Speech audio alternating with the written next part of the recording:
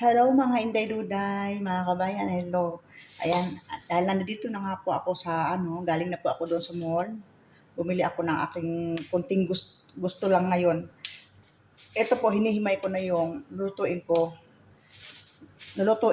na bihon. Yan, mabilisan lang kasi gutom na kami na aking kasama. Yan, ako yung naghihimay. Ayan po. Inubad ko yung blazer ko kasi andito naman sa loob at saka kami lang, wala naman ang amo namin.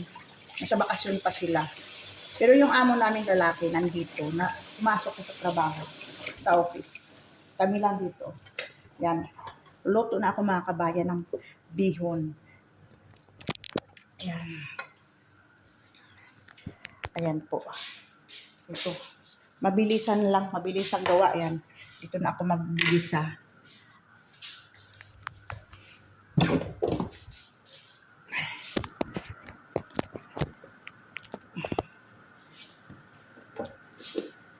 Lagyan natin ng ito. Parang mayroon akong tingnan ko nga, parang may hipon pa dito, konti. Ayan, mayroon pa nga, isa. Ay, saka na lang to. Saka na lang to, tama na yung mali. Yung kasama ko kasi puro allergy. May mga allergies. Ayan. Ayan po. Isa na natin to.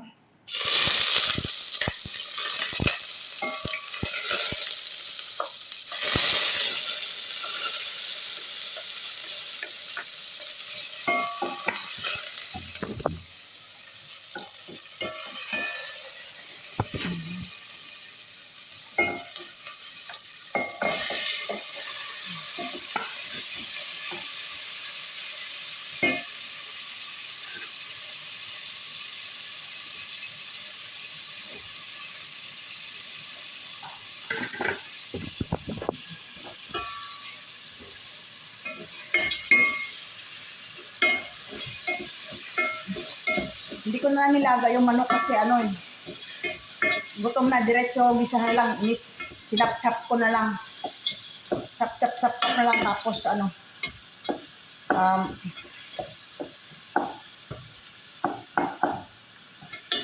yan, gisa-gisa. Okay, kasi kami nga ay gutom na ng aking kasama. Yan, paminta.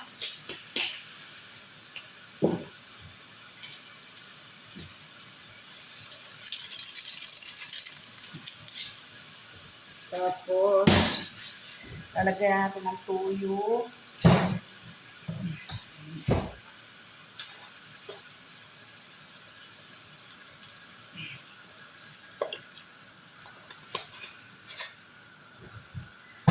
Yan po.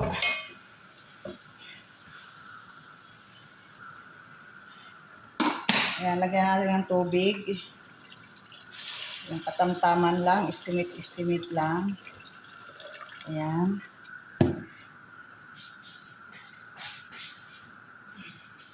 Ayan po, takpan muna natin. Ayan po, mag-slice na ako ng bagyo beans. Itong bagyo beans, sinugasan ko na, slice ko. Ayan po.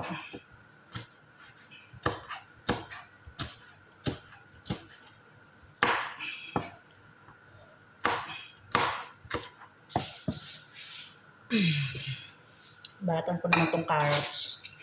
Ayan. Mabilisan lang kasi sa amin lang naman to eh.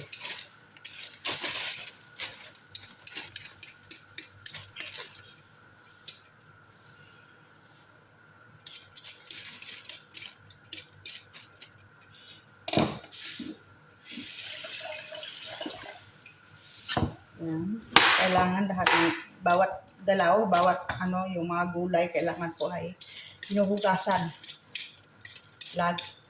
Hugas. Hugasan po ulit natin.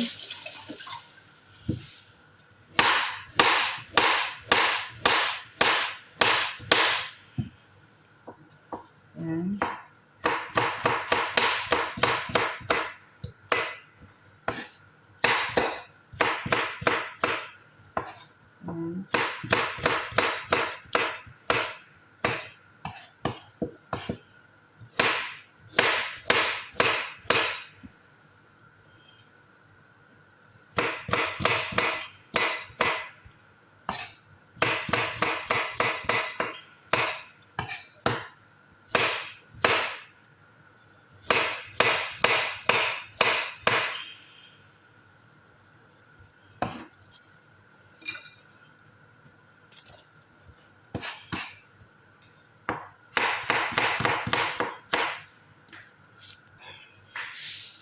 Ayan po, ito namang repolyo.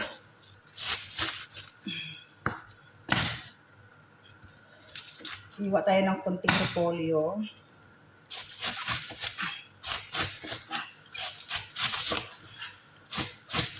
Ayan. Konti lang, tama na to. Tapos, ibabad muna natin sa tubig ng konti para maano yung mga, alam mo yung mga fertilizer ng mga i-spray para malinisan siya. Ayan po. Tapos,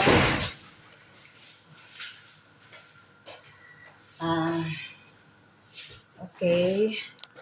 Ayan, kumukulo na yung ating ginisang manok. Ayan. Kuha tayo ng pang extra spoon para pagtikim natin. Ayan po. Sarap na. Pero, palabutin pa natin ng konti, pakuluan natin, hinaan natin ang ating apoy para maluto yung manok bago natin habang pinapalambot natin ang manok, babad natin yung bihon sa tubig kung ano natin para hindi masyadong maaksaya sa tubig. Ayan po. Ayan po, mayroon siyang apat na, yan o, kasi ano to kalahating kilo. Mayroon siyang apat na, ganito. So, dalawa ang lutuin natin. Tapos yung dalawa naman, iwanan natin sa susunod naman na pagluluto. Ayan. Ibabad ko muna sa tubig.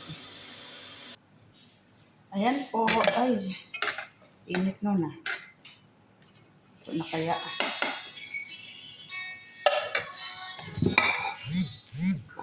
Ayan po, ilagay na natin ang mga gulay. Yung carrots.